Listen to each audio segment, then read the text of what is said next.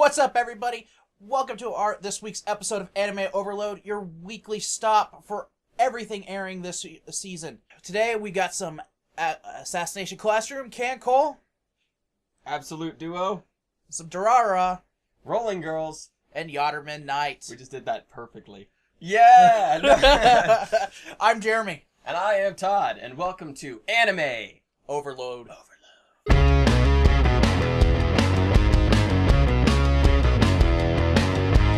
So first up on the list we have Assassination Classroom. Episode 3. Karma Akabane, a sadistic and somewhat violent student, is now off his suspension and has transferred to Class 3E. He has learned of the current situation with Koro-sensei and uses it as an opportunity to finally kill a teacher. He's able to prank Koro-sensei a number of times using clever tactics. Not standing for it, Koro-sensei comes up with some clever pranks of his own to annoy Karma. In a desperate attempt to get Koro-sensei, Karma throws himself off a cliff, trying to force Koro-sensei to either rescue him, in which Karma would shoot him, or destroy his pride as a teacher by letting a student die. During the fall, Karma looks back on his hatred of teachers, specifically when a teacher he trusted turned against him when he got into a fight, protecting another student. However, Koro-sensei is able to save him by turning his tentacles into a sticky net. This leads to Karma to accept Koro-sensei as a teacher. So, Jeremy, what did you think of this episode? This episode, for me, it was really interesting. Karma as a character is super interesting, and it's really nice to see where he comes from. And I kind of wish that where they put his backstory with the other teacher really fit well into the episode. The only thing that I really kind of was negative about this episode to me was that Nagisa and a lot of the other students in the class really kind of fell into the background for this episode. I know this was really just kind of an episode dedicated to introducing Karma as a character and what he can bring to the table. And we also see that they got a new gym teacher. Yeah. He was the guy from the Ministry the government. Yeah. So that was kind of interesting, and watching him fight the other two students, basically stating that until they can scratch him with the knives, that they have no hope of catching Koro-sensei at Mach 20. But just the pranks going on between Karma and Koro-sensei, they were just really funny, especially the ones on Koro-sensei. Karma pulls a gun in class and goes to shoot him. Koro-sensei grabs a gun and paints his nails at the same time. We see another point where with octopuses. Yeah, there were some flowers octopi. Karma tries to psych him out with the dead octopus, nailed to the desk. Yeah. And what's Koro-sensei? Makes octopus balls and tries to feed them to Karma. He takes his gelato. Yeah. I felt bad for Koro-sensei. It's like, who wants their ice cream stolen? Their Italian ice cream stolen. Yeah, that stuff is delicious. Yeah. Coming from a fat man. Yeah. So. This episode, I loved it. I just wish there was a little bit more that Nagisa did. Yeah. You? I'm absolutely in agreement. I think this was a really good episode. We finally introduced to a student who's actually serious about all this stuff. This student, I guess when compared to everybody else, everyone's a normal kid. No one knows how to kill a person or wants to kill a person. They really, sure, I guess they have motivation, but they're still, it's obvious that they're not focused on it all the time, unlike Karma. So that makes Karma already super interesting. He's serious, he's clever, and, for some reason he knows how to handle knives and things really, really well. So, that automatically just makes him an interesting character and already an entertaining episode. It started off quite serious with Karma, and then Koro-sensei really turned it around because, obviously he can't kill anyone and he's putting him under a lot of stress. So, yeah, no, it was, the clever things that Koro-sensei did was really funny. The comedy was on again in this episode. So, I think, this show, after 3 episodes of just solid comedy, I have no doubts now that the comedy is going to remain really, really good. And I do feel bad for Karma, and it's, for some reason, it's that specific teacher. This is like the second time we've seen him. He's said shit to Nagisa, now he's, had his own issues with Karma. And it really kind of shows, to us, some of the inner workings of the school that, doing what's right isn't necessarily what's right with this school. all that matters is their grades, you know, and harming somebody that is really smart is like the biggest faux pas at this school. And, you know, I guess I want to see that a little bit expanded on. But, you know, kind of just a little side note, that's something I noticed that was really funny, is we see the missile made a return. The missile that Koro Sensei took as a souvenir, I think it was in episode 1, he uses it to make the octopus ball. No, I think what they brought up is the fact that they want to save face. And that's a big thing in Japan. That they want to make sure that everybody thinks highly of them. And they did say that this is like the #1 school, didn't they? I believe that's what they said. Yeah, it's like a really prestigious academy. Yeah, so and the fact that, you know, he got into a fight was something that the school didn't want. Yeah, publicly known. Yeah, he had injured one of the really high up students. Yeah, one of the high up students. Yeah. But I mean, ultimately, the best thing about this episode was the fact that the Assassination Classroom is back. Yeah. You know, we had, you know, a week or so without it. Mm-hmm.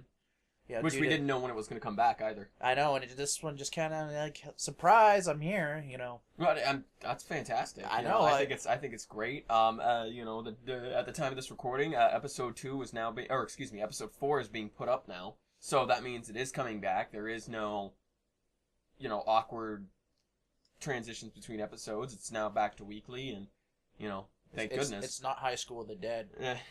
Come on, guys, give me some more. Yeah. So, I guess in conclusion with that is that it was a fantastic episode. It both entertaining and plot progressing was great. And, you know, I guess it adds a lot of character to Koro Sensei that people, you know, that he can really touch people in a way that, you know, that these students have not been, you know, I guess, I don't want to make it too inappropriate. I haven't been touched by other teachers before. You know, they don't care about them because, you know, they've been idiots. But, you know, Koro Sensei deeply actually genuinely cares about these students and wants them to be safe and they want them to learn. So, yeah, I mean, you know, I just think character-wise, plot progression, and comedy, it's all fantastic. This was a great episode, and I would give it a 5 out of 5. Yeah, I mean, I'm not sure that it's a 5 for me, but it's definitely a 4.5 on my books. The only reason it just keeps it from getting a 5 for me is the lack of Nagisa, who's supposed to be our main character. Yeah. So, I mean, it doesn't bother me because, I mean, it's Assassination Classroom, and it's about all the students, so I want to know about everybody. You know, I want every student to have their time to shine. We get to know them. They get their own crazy antics. So, you know, having everyone kind of be a main character is something that I would definitely be welcome to. Yeah. Because it just sounds better. So 4.5? Yeah, 4.5 for me. Okay, so I think that lets us move on to... What do you want to move on to? Let's go to Kancolle. Kancolle, let's go. Kancolle, episode 4. Mitsuki, who had grown fond of Kisaragi, remains in denial about her death, continuing to wait at the docks for her return. Whilst wondering how to go on about helping her, Fubuki, along with the destroyer Shimakaze, are assigned on a mission with the 4 Kongo sisters to battle against the Abyssal Fleet in rainy conditions. On the day of the mission, Fubuki and the others have to find a way to bring out Shimakaze, who is eventually lured in by a tea party. During the mission, Fubuki's concerns over Mitsuki starts to overwhelm her, but Kongo saves her and calms her down by finishing off the enemy fleet. Upon returning home, Fubuki embraces Mitsuki, holding her tightly, and she lets out all her emotions over Kisaragi and accepts her death. Alright, what do you think? This was, you know, I guess it started a little weird for me because, you know, we kind of at least I expected some type of, like, funeral service or, you know, people crying or something. It kind of went back to, like, an everyday life type thing. Yeah. Well, we're not really shown exactly how long it's been. And so that could have been something that happened. They don't really tell us how they were told or their reactions. We just kind of had to piece it together. And I guess, you know, with what we see, it's obvious that she kind of denied it. She's like, oh, that's not true. So I guess the beginning felt a little clunky to me because I guess because I expected something else. That, you know, we left episode 3 with them looking into the sunset and, you know, expecting to see their friend come home, and then, you know, immediately next episode they're in class and it's a fucking, you know, everyday thing. I guess, you know, they do show the main character whose name escapes me. Fubuki? Yeah, Fubuki. She did look at Mitsuki's bunk to see if she was there, and she wasn't there. So I guess it did start off with that, but other than that, you know, the battle was cool. Shimakaze, The idol thing, the idol battle. That the whole situation with them trying to find Shimikaze when she disappeared before the mission. Ultimately, I wish they would have showed where she actually was. She could have been sleeping. They're like, maybe she was sleeping underneath the warming table in the admiral's office, or she was, they had all these random ideas of where she could have been based on where she's hidden in the past. I think, and ultimately it was food that drug her out. Yeah. And I think this is trying to kind of like master a tonal shift here, because there's an obvious serious side to this episode. But man, I would say mostly this was like a really comedic episode with the Congo sisters and stuff, which are awesome, by the way. some burning love. Yeah. So it was their hijinks were fun, and they did add a lot of personality to the show, which was great too. I think I can't stress enough how much I actually enjoyed these characters. I really hope they come back in the next episode. Other than that, the battle was pretty cool. We see the Fubuki's actually starting to get quite a bit better. My only complaint about the battle, we do see that, Fubuki, she does get hurt. And I kind of felt that was Shimikaze's fault, because she kind of, Shimikaze, if you know anything about the lore of, Kancolle, she's supposed to be the fastest destroyer there is, so she kind of ran off on her own. And we see the little turrets that she throws in the water, and that was funny. Yeah. And then she's sitting on the mat in the admiral's office, just waving one in the air. Yeah. I think they've kind of like, at least because I don't think they had much material to work with. So how they use the weapons and stuff, I think have been really cool. I mean, despite the little weird CGI, I think it was how they use their weapons are really, really cool, and I think that's part of the cool battle scene that I really liked at the end of there. I mean, here at the end, we see that Fubuki, she does come back, and she gets Mitsuki to realize that she's gone, that Kurosagi is gone. And I guess I have some predictions moving forward with the series. Is that I really don't think this is the last time we will see Kurosagi. Kisaragi. Kisaragi. This is my prediction. I honestly think that there's going to be a battle between Mitsuki and her as an abyssal. You think? I think that moving forward, it's going to be revealed that a lot of the abyssals are ships that have been sunk in the past. I think that's actually a thing. Yeah. And I don't think that's the first time we're going to see a ship sink either. I guess we're growing attached to these characters, and we really don't want them to go down. Mm-hmm. But I think it'll be necessary in the future to kind of push the story along. Yeah, I mean, it's doing a good job kind of emotionally attaching us to the characters. I mean, I already don't want to see any of the Congo sisters go down, or any, or Poi, or whatever her name is. Yeah. Obligatory Poi. Yeah, so, it's doing a good job, with what it's doing, and I think the tonal shifts aren't too bad. I mean, and the end there, it was executed all right. The crying scene, it just had that obnoxious yelling cry instead of like a more genuine cry, which I kind of felt, could have been better. And I guess I'm not sure if that falls on the voice actress's shoulders or the director's shoulders, but yeah. I think the way it cried, at least for me, I've seen it in anime before. I hate the yell cry. Something a little bit more genuine would have been nicer, but that's just me. So in the end, I give this episode a 3.5. I think that's a good solid score for this. Is a 3.5 on my end as well. The highlight for this episode for me was the fact that Shimikaze was in it, and she was a major player in it. And the Congo sisters were hilarious. I feel though that their presence of these characters really kind of just shoved Fubuki in the background for most of the episode. Oh God, yeah. So she just kind of she stood there. We'll see what happens in the next episode. I mean, Kancolle's been solid so far. I mean, 4 episodes in, I'm satisfied. It's not like a cheap fan servicey thing. It's got a genuine story to it. I'm just waiting to see once this is done airing, just how successful overall it was, and what will spawn forth from it, if anything. I could definitely see more. I'm really hoping for a localization here, with an English dub, because then maybe that will get them to convince them to actually bring the game over as well. I could see it being licensed over here, and I do know the Weiss Schwartz game is coming. The Kancolle set is coming in May, in English. Sweet. Yeah. Weiss Schwartz. I hate that name. So anyway, let's move on to Yatterman Night. While traveling to the Yatter metropolis, the team meet a married couple named Bean and Michan. Seeing Michan pregnant, they decide to help them with some of their chores. After some hard work, they take a dip in the hot springs, with Elefantis and Voltkatze trying to peep on Ali. When they return to the village, they see the Yattermen taking away villagers for 35 years' hard labor, just like Alina and Ali's parents. Duranbo decides to save Bean and the rest of the stolen villagers from their fate, only to have a general named Goro tracking them down. Scared that Michan will suffer, Bean reveals the location of Duranbo in exchange for a pardon for his labor. After a one-sided battle, using his skills and Yatterpug mech, Goro defeats the team.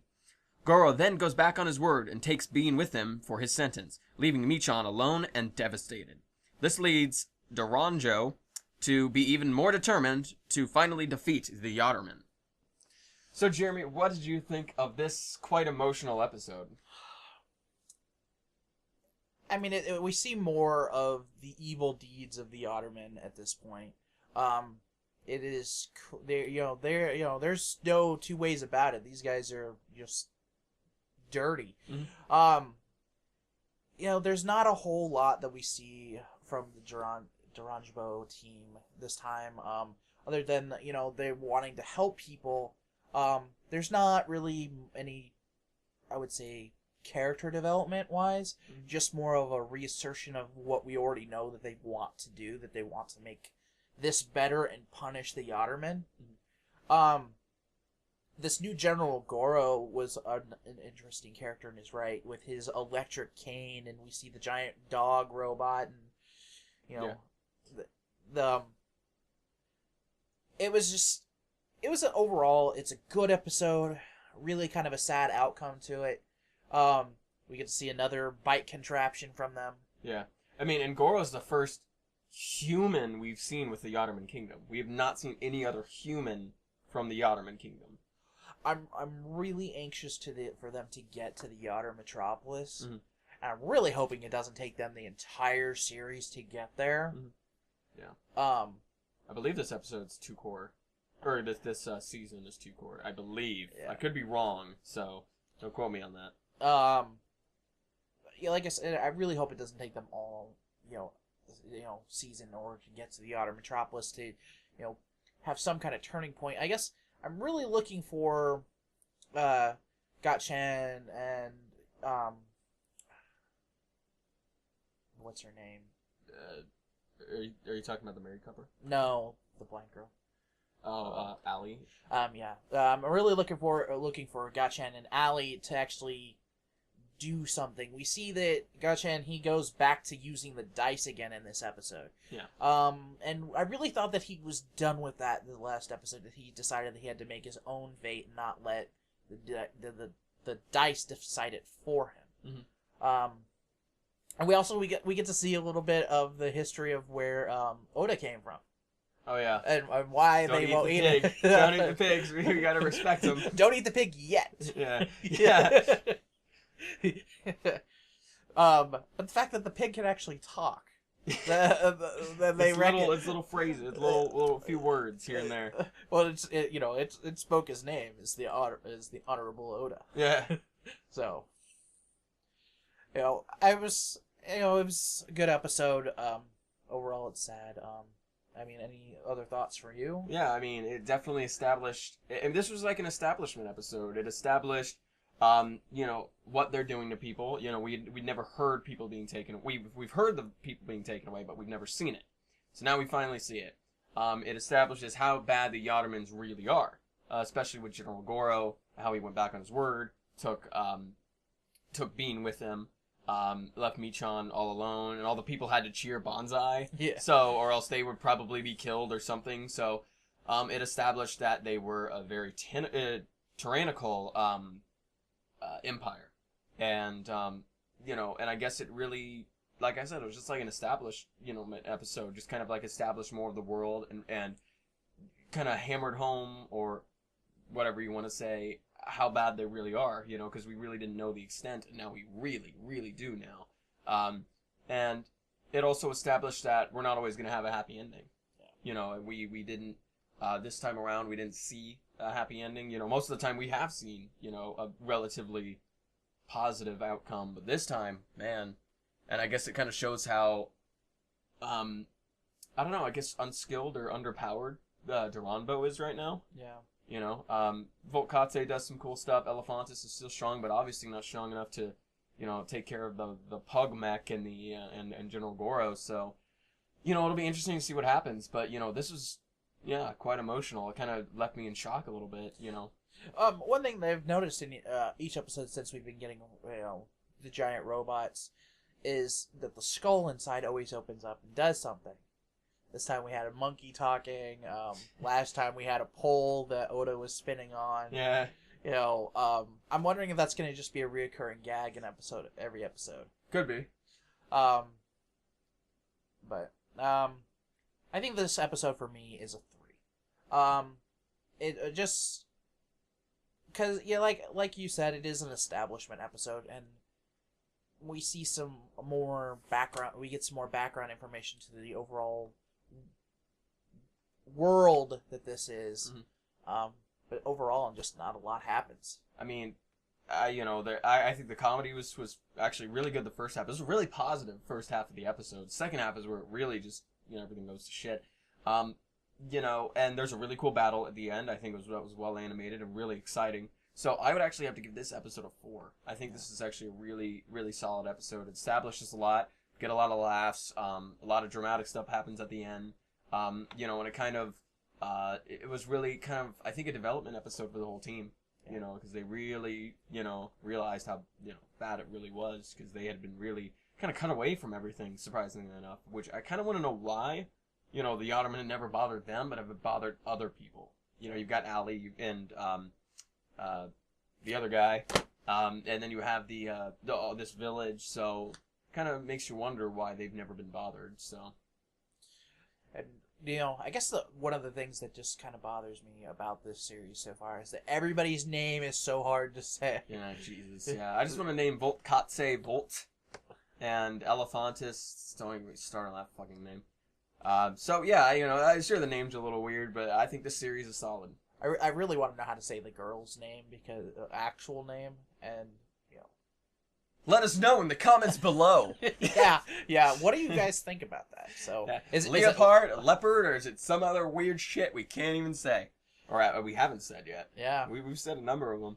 Yeah, I mean, at this point, it's just like, personally, when we're talking about her, I just refer to her as Leo as a person, and you talk about her as just Duranjo. Yeah, she's kind of taking on that persona. All of them have. I think that's what she told them to do, is just name yourselves whatever the hell their names are. Yeah.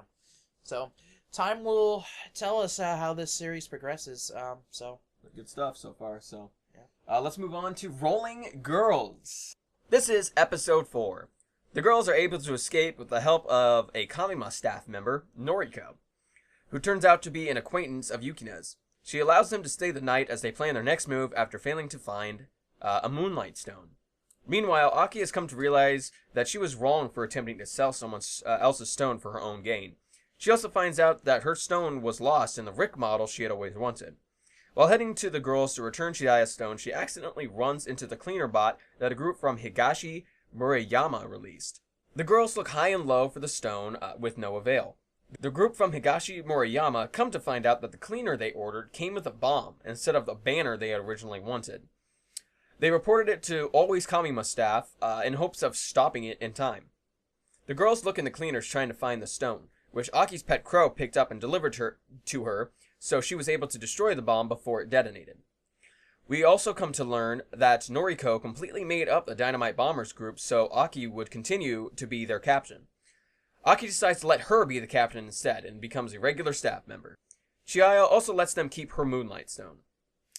The group moves on to the next territories, but not after Chiaya calls her mother, letting her know she's okay and she has made friends. So, this was a batshit crazy episode. What did you think of it? This is the best episode that they've had so far. I mean, one of the biggest issues for this series thus far for me has been that it's felt slow. Mm-hmm. The pace for this episode definitely picked up as a lot happened. A lot of it didn't seem to focus on the girls. But that was overall that was okay. It still told a really interesting story for the episode. And, we kind of are given that confirmation, that the official confirmation that these stones are what's giving the best their powers. Yeah, we finally got confirmation with that. One thing that this, has really left me wanting to know more about is the Takumi. Because they talk about that there are the good ones and there are bad ones. And the bad ones are the ones that put the bomb in the robot this time. Mm-hmm. And is it just me, but it kind of seems like this section of Tokyo is actually under a giant dome. I'm not sure. Some of the shots actually make it look like the sky's got big glass panels. Well, when they showed the explosion, it showed like a sky. So I don't think so. I just think it's the aesthetic. Yeah, I guess that was just me. I mean, if you guys think that too, or or just I'm crazy, let me know. Really, it's kind of like. I'm definitely crazy, but just it depends. But are you crazy? Yeah. But I mean, we also see that the girls' bikes, they got repossessed because they were technically abandoned, and they were supposed to be repainted and used for rentals. Yeah. That was kind of interesting. I mean, the episode was really it was fun. It was really lighthearted. And the reasoning for her to make the dynamite bomber group up, and what the bomb was, being ordnance from the old, old world, just the old the great Tokyo War, yeah. We also talk a little bit about the giant robots, and how the one girl's dad was the pilot of the Tokyo Tower bot. Yeah. That was really interesting. Who doesn't like some giant robots fighting? I mean, I'm never getting to play about some giant robots, but, I mean, that's for me. I really like this episode, and it really fixed its pacing problem for me. Mm-hmm. I just hope that it keeps it up moving forward. Yeah. It definitely bounced back this time around. I mean, last episode seemed disjointed from what we've seen, and, I mean, honestly, you said this was the best episode. I still think episode 1 was the best, just because it was just so goddamn entertaining. I think with episode 1, I think the visuals with the fight was really, really good in episode 1. I thought the ramen eating was fun. I thought the whole shebang was perfect. So that's been my favorite episode so far. Yeah, I mean, I guess I like this episode a lot more simply because it is quicker paced. Yeah. And that's really just kind of a big issue for me. Mm-hmm.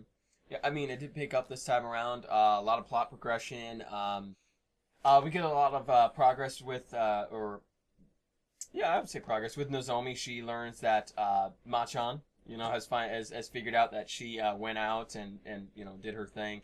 And I think all of them together really kind of bonded a little bit this episode with the pillow fight thing. They got closer to Chiaya. Chiaya told them how she found out their childhood names and things. I thought she kind of avoided that question. She did tell them. She said I think she overheard someone saying it, or she looked into their files or something. It's really ultimately the answer she gave was a lie, because we seen what she did with the camera in the episode where we first seen her. Yeah, there was a lot of development for Chiaya specifically this episode. I really want to know, moving forward, what is her mother up to? Mm-hmm. Why is she collecting all these stones? Why is she taking them from people? Is she trying to separate? Because, I mean, what makes people have these territories is these stones, plain and simple. These stones give people the power to control certain areas. Is she trying to take back Japan? Is she trying to make it whole again? So, what if she did that, just gathering all the stones? Or, she doesn't seem evil, so she it doesn't sound like she'd use the stones for, to control everybody, but, no one had the stones and no one had the power to fight anybody. you know. We'll have to see how that goes, but I definitely don't think that Ma-chan is going to just let her keep her stone, especially when she gets better. Yeah. She's gonna want her. Does she have it? Does she still have it? No, she took after they got that big fight at the amusement park. Both of their stones were taken from them. Okay. We see that she's notices that it's missing in the hospital when she first gets out of bed, and we see the other girl in her bed. Her necklace is broken and the stone is gone. Chia's mother makes a comment that she has taken them both. So I definitely think we're going to see some confrontation between these group of women over these stones, because we know that she's going to want that stone to go chase after Nozomi. Yeah. And I do want to talk about the aesthetic for a second. There was a lot of it was really watercolor based. It was really, really nice backgrounds in this episode specifically. I think we got to see a lot more of the city. Yeah, I mean, this show is, visual wise, it's fantastic. Easily the best, one of the best, at least. I really enjoy it. Other than that, and then the last piece of it was the montage at the end, which kind of surprised me. I thought they were going to go to that Mount Fuji problem, whatever it was, because they had talked about it near the end there, but they just decided to montage it instead. Yeah. So, and then show them going from place to place. So I guess we'll see what happens next, because we really don't know what's going to happen next. There's been no hints whatsoever. Yeah. So, and it seems Chia is a runaway as well. So, that'll be interesting. So we learned a lot this episode. And I was kind of getting on the fence with this series, leading into this episode. I'm back on board with it. Yeah. I'm ready for the next episode. No, I am too. So I would give this episode, I'd say a 4, because I think it established a lot of good stuff. It was actiony, it was funny, a lot of plot progression, and it looked great. So I'm gonna give it a 4 as well, just because it brought me back into it. Yeah. Pacing was a lot better too. Yeah. So with that, let's move on to Absolute Duo. So this is Absolute Duo episode 5. The episode opens with us finding out that Tor and Julie, as well as many of the other members in their class, have leveled up and become stronger. This is shown to us while they are in gym class swimming. After Julie jumps into the pool and doesn't come up, Tor jumps in to save her, and it is revealed to us that she can't swim. They then return to class, where Scooby their teacher tells them that they're going to be in a contest between the first and second year students. Tor looks around the class and wonders where Lilith is, as she has not been in class recently. He finds her having tea and asks her about her blaze and why she used it on the thugs at the mall. She tells him that he has to come with her somewhere if he wants to know the answer. She then drags him to a theme park, and it culminates where she finally asks him again to be in her duo. The episode skips ahead to Tor sneaking back into the dorm, where he reveals to Julie that Lilith has asked him twice now to be her duo, and both times he has turned her down. It then jumps back to the theme park, where we are shown Lilith slapping him in the face when he turned her down as she storms off back at the theme park. The episode ends with all the students in an arena watching the second year students fight. Then Lilith enters the arena and states that she wants to fight them all. One of the second year students questions why she would want to do this, to which she shoots him in the head with her blaze and then lets out a giggle. So, this episode, this was really a Lilith-based episode. Aside from the opening to it, where we see that everybody's gotten slightly stronger, Tor kind of wonders, how has he gotten stronger? We don't really see that, but we see, people in the pool, they're jumping, like, clear out of the water, other people are punching a ball across the room. At the end of the episode, we see Thor, jump, like a story or two. Yeah, he does jump up to the second story building, balcony of the door. Of the building, yeah. So we do see a little bit of that, but he does wonder how he's gotten stronger. Mm-hmm. It was a bit cliche, the whole amusement park thing, but it really just ultimately gave us a little bit more insight into Lilith, and the fact that she does talk about how hunting was an activity, and when they're in the shooting game, and Well, yeah. the theme park wasn't cliche though. Did you see that theme park? I don't know. Yeah. Everything's dead. I mean, I'm talking about the cliche that Well, yeah, the fact that they want to go to that they take a date at the theme park. Yeah, yeah. One of the things that we're kind of introduced to is that someone's blaze may be indicative of their knowledge of weapons. So someone who doesn't have a whole lot of knowledge would produce a melee weapon, but we see that Lilith has intricate knowledge of firearms, taking them apart, cleaning them, using them, because of her hunting as a hobby from where she's from. So that may be why her blaze produced as a rifle. Mm-hmm. Her blaze in my opinion, still looks really cool with the blue. And yeah. Oh yeah. It's definitely the coolest blaze we've seen so far. I do like Thor's yellowish gold tint though to his. And his buddy has that kunai that's green as well. Yeah.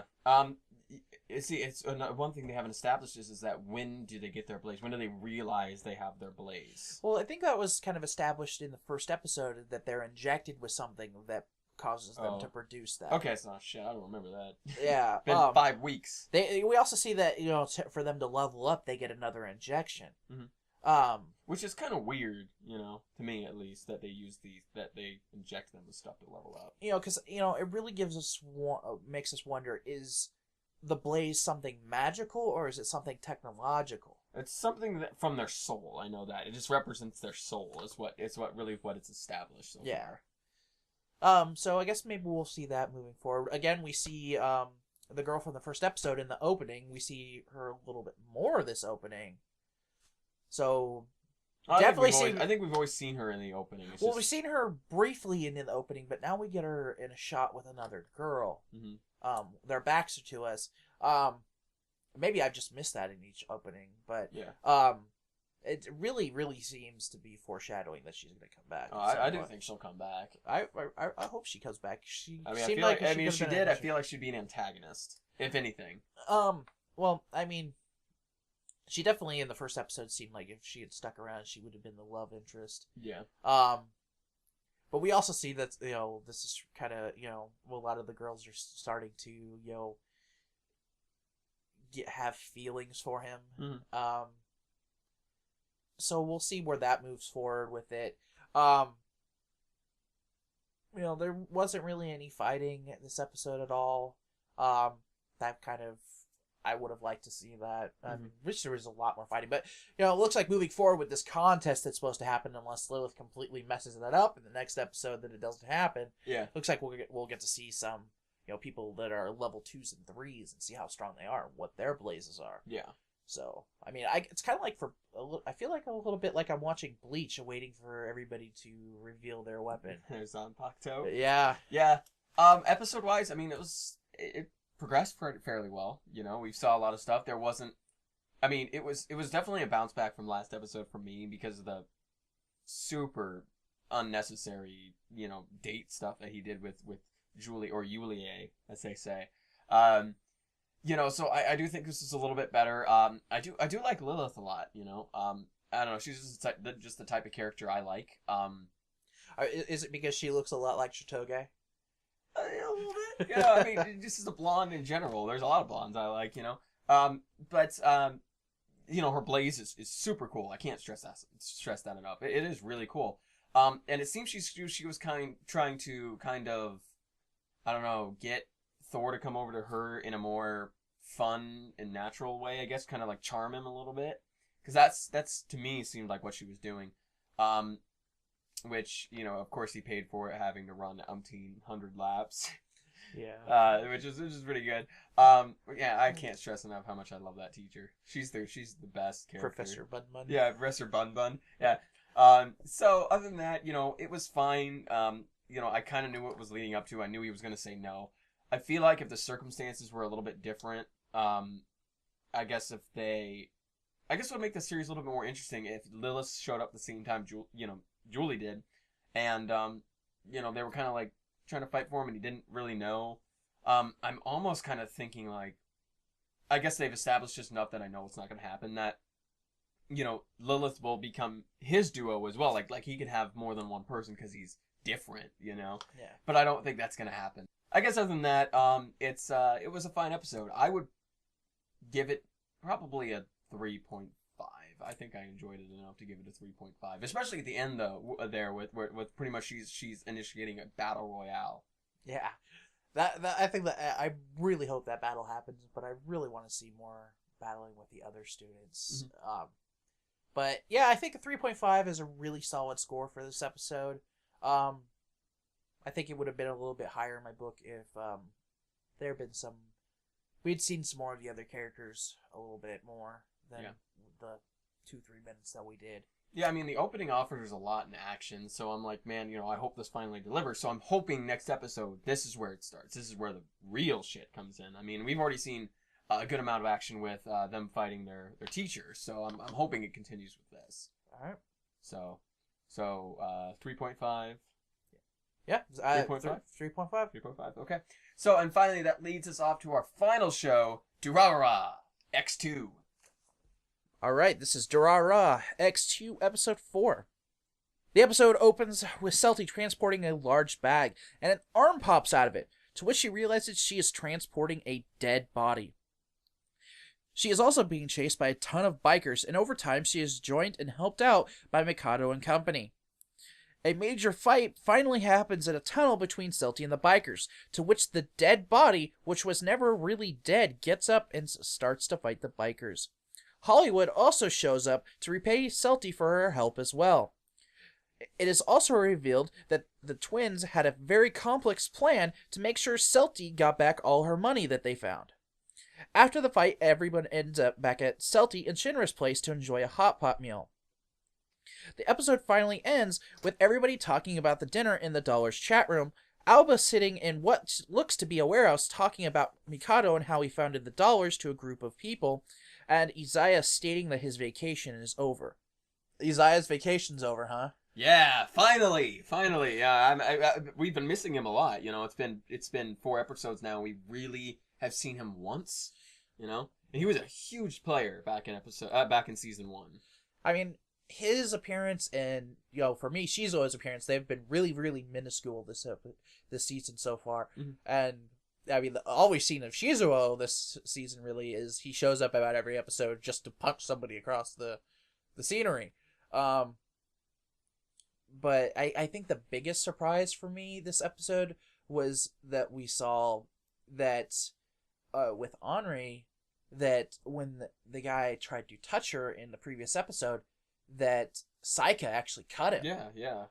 Saika's developing a personality. So, this dead body, when it got up, it was actually being controlled by Saika. And the quote-unquote dead body was actually the guy that the girls had Shinra help in the last episode. Mm-hmm. So, I mean, and then we had Hollywood showed up. Just to repay, as the Headless Horseman, I'm assuming is what the costume was supposed to be, to help Celty, which was, as the Headless Horseman thing, that was kind of a little poetic in a way. Yeah. But, we see that, everybody, really just trying to come together and help her out. And, she's stressing herself out because she lost all this money and took a job that she normally wouldn't. Mm-hmm. She sold out. She did. Sold out for the money. She wants to have that future with Shinra. She talks to him about getting out of the transporting business. Yeah. Because she doesn't want to put him in danger or the people she cares about in danger anymore. They're moving that, and then the twins. I mean, the more we see of the twins, the more I like them. The first season, I'm like, I don't want to see them very much. They're weird, they're, but now I'm just like, I want to see more of them. They're a lot more, charming, I guess, in a way. I don't know. I want to see more of them because they're interesting, They're definitely, we see with their complex plan of making sure Celty gets her money back, we see that they're definitely Isaiah's sisters. No, they add their own spin to it all, you know? Yeah, but I mean, just the fact that they come up with extremely complex beans instead of just saying, "Here, have your money back. We found it." I don't think they knew it was Celties, though. Well, I guess they heard something. That's why they were asking for the name. The envelope said Celtion. Well, that's why. Yeah, that's why they're asking who Celti was. I don't think they knew. Yeah, they called Isaiah, asked him if he knew. And he made a comment that it was a transporter, but said that they were too young to know anymore. Yeah. It's revealed to us that eventually they contacted what's her name that works for Isaiah. Namie. Yeah, they had contacted her, and she told them she told them who Celti was. Yeah. Now, Isaiah's starting to get into. I swear, Isaiah started to get into her. Just like with asking for the hot pot thing, and now she's got kind of her own agenda, and she's doing things behind his back. He's like, I kind of like you now. I really feel that Isaiah was kind of a little salty over the whole hot pot thing that he didn't get invited. I don't think he cared because I don't think he likes most of the people there. Well, he may not like most of the people there, but I feel like that that he did feel kind of left out in a way. Yeah. And I feel that way because he immediately went and asked her if she wanted to have a hot pot and then got turned down immediately. Yeah, but now he's off his vacation. So we'll see what kind of schemes that he comes up with. One thing that is kind of that they haven't touched on at all this season is that what was revealed last season that he had the head, and we haven't seen it at all yet. Yeah. So does he still have it? Does somebody else have it now? I think that'll come to a head soon. Don't slap me. So and then finally at the very end of the episode we get a little bit with Alba. Now his character, I thought he was just, when we first introduced to him, I thought he was just obsessed with the dollars. Yeah. I thought he wanted to do something with them and Mikado, but he's got his own agenda, it sounds like. Yeah, he makes a comment about his brother. Doesn't really go into a lot of detail, but the fact that, he does say something, to these guys he is talking about, about the situation that happened with the yellow scarves and the dollars recently, and things like that. And, he basically tells these guys to leave the twins alone, that he likes them. Mm-hmm. That they kissed him. Mm-hmm. So I want to know, who is he? Who's his brother? What's he got planned for everybody? I mean, everyone's comparing him. He's like the new Isaiah, is what a lot of people is saying. Because, he's got his own agenda. It seems like he's got his own group of people that he can work with. So, it'll be interesting because, I got a very different impression of him at first. Yeah. I think they did a good job covering him up until now, until we saw him scheming. And it seems like he does know a lot about the incident with the yellow scarves. And he knows that Mikado founded the dollars. Yeah. And how I really want to know how he knows that, because I mean, he knew about the incident with the yellow scarves and Celti and all them, and he knows about this. I mean, who knows? He might have infiltrated the yellow scarves. It could have been a fucking background character, during that event. Yeah. Well, I mean, ultimately, I think there's only 2 other people know that, were involved with the founding of the dollars with Mikado's friends. Mm-hmm. So, could he be one of them that we haven't seen? Because I don't think we've ever seen either of the 2 other founders of the dollars. I don't think so. So, I mean, could he possibly be one of them, and he knows that Mikado is the founder of the dollars that way? Or, something along that lines. But I really, really want to know why he knows. Yeah. How he knows. Well, it sounds like he has people just like Isaiah, but, this episode, it was crazy, it was fun, it was entertaining, just the whole 9. We got to see a huge cast of characters, from the people in the van to Henri and Mikado, and, Celti stuff, and then finally Isaiah and Namie. Shizuo made an appearance as well at the hot pot. Yeah. So, in the end, it was a really awesome episode because you got to see everybody, Well, we also see Shizuo, he showed up in this episode too, where he threw the bikers' motorcycles around. Yeah. But we also, just kind of something that was funny to me was that we got another... certain magical index reference. Yeah, what's with that? They're talking about Academy City. Yeah, and another thing we got to see was Shizuo's brother. He's got it's gotten quite a bit of development with I don't really know her real name, so just Hollywood. Yeah. You know, so and you know I think he's a little love is blooming there. You know, I mean at least that's what he's making it out to be. And just a, you know, kind of a really funny tidbit of information from the first season with her when the one guy went to the concert for her. Oh yeah, yeah. He got depressed now. Yeah, he's all depressed now about that. That, you know, she's involved with Shizuo's brother. But the singing voice that they used for her in season 1 was actually Hatsune Miku. Really? Yes. Huh. So I wonder if they'll have her sing it all of this season, and they'll go back to using Miku. But I don't know. But yeah, that was the voice that they used for her. But as far as this episode goes, it's definitely a 4.5. Yeah, I'd say 4.5. I don't think it quite met the perfect, though, you know, but it was up there. It's an excellent episode. My only hope for the next episode, stop with the car chases. Well, the motorcycle chases. We've had one every episode so far.